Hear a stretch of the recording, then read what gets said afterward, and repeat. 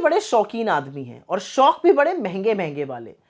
2023 में जब नरेंद्र मोदी यूएस गए तो उन्होंने वहां पर अमेरिकी राष्ट्रपति जो बाइडेन की पत्नी जिल बाइडेन को 7.5 कैरेट का एक डायमंड गिफ्ट किया था। इसकी कीमत 20,000 यूएस डॉलर है, मतलब करीब 18 लाख रुपए।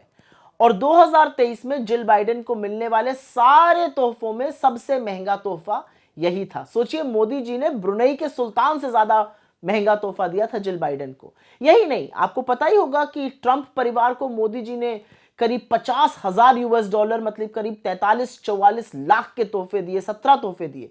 उसमें से कुछ तोहफे इवांका ट्रंप को एक सोने का कड़ा दिया था, डोनाल्ड ट्रंप को एक 1.5 लाख की कफलिंग्स दी थी, 7 लाख रुपए का एक फूलदान दिया था, ताजमहल का एक रेप्लिका बनवाकर 4 लाख रुपए का वो दिया था। अभी अलग बात है कि भक्त बेचारे ताजमहल ही उड़वा देना चाहते हैं।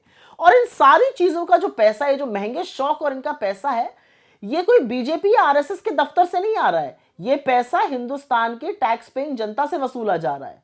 और वहीं इसके विपरीत डॉक्टर मनमोहन सिंह जी जब 2009 में अपनी पहली स्टेट विजिट यूएस गए, उन्होंने ओबामा दंपति को एक हिंदुस्तान में बना हुआ कालीन, पश्मीना का एक शॉल और तमाम किताबें, जिनके कुछ नाम मैं आपको बता देती हूँ: stories from the Panchatantra, Ancient Tales of Wit and Wisdom, The Puffin Treasury of Modern Indian Stories, The Gandhi Stories, History in the Making, और इसके अलावा History of Ancient and Early Medieval India, ऐसी किताबें गिफ्ट करनी थी। तो खैर, शौक अपना अपना और प्राथमिकताएं भी अपनी अपनी।